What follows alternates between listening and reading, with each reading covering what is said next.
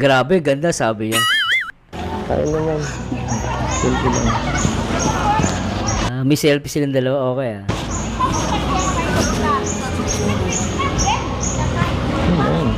Layo mo.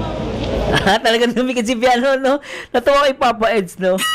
Ayaw niya talagang malayo si Beyonce, gusto niya malapit. Ang galing niya, oh, yun, oh.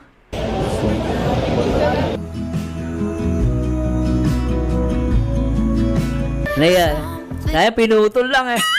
Sayang eh.